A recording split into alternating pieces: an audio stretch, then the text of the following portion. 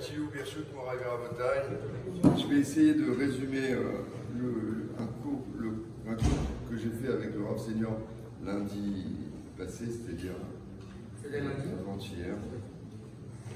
Oui.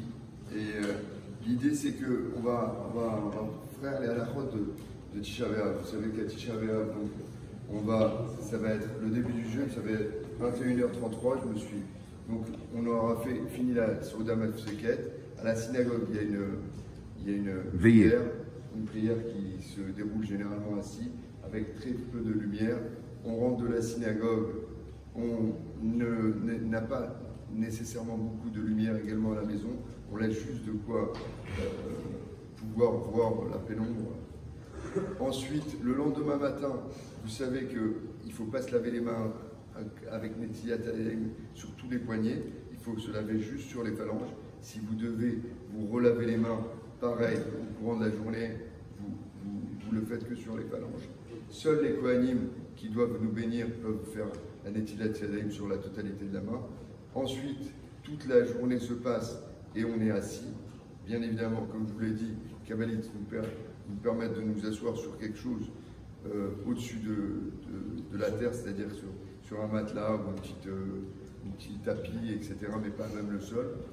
Et jusqu'à après Hatzot, c'est-à-dire aujourd'hui c'est 14h, 13h53 ou 58, à ce moment-là, vous pouvez vous asseoir plutôt dans un salon ou autre que par terre, et se déroule la journée. Certains disent qu'on peut fumer qu'à partir de Hatzot dans ce jeûne. Voilà, la journée se déroule. Fumer quoi? Fumer les cigarettes. Bien évidemment, vous savez que... Fumer dessus. Bon, ok. Ensuite, donc à la fin du jeûne, ah oui, ce que je voulais vous dire, ah oui, pardon, c'est ça ce que je voulais vous dire. Quand le matin on met les téphilines, en fait, on ne met pas le téphilines chez nous dans les traditions séfarades. Il n'y a qu'une seule ville qui a l'habitude de mettre les téphilines, c'est à Jérusalem.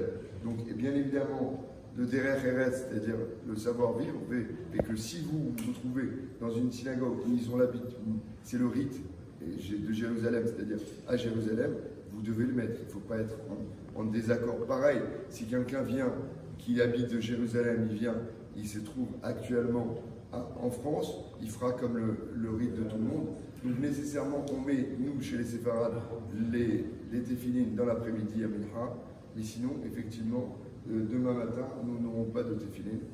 Voilà, et ce que je voulais également préciser, c'est que dans la prière, en tous les cas, dans la prière, vous avez de Mincha, vous avez avant Bonei Yerushalayim, il y a un paragraphe qui s'appelle Nahem.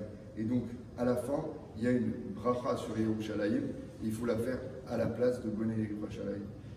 Pour finir, et vraiment, ça sera la fin, le soir, comme on n'a pas fait Birkat Alevana, il serait bon qu'on fasse Birkat Alevana en sortant de la prière. Ce qu'il y a, c'est que lorsqu'on est à jeun, je pense que Daniel, comme on est dans une synagogue qui prévoit ce genre de choses, nous prévoira une petite collation. Il suffira de manger un petit morceau de gâteau, du café, et on pourra faire la Birkat Alevana, Veloritiou. Voilà. Bonne soirée. Voilà.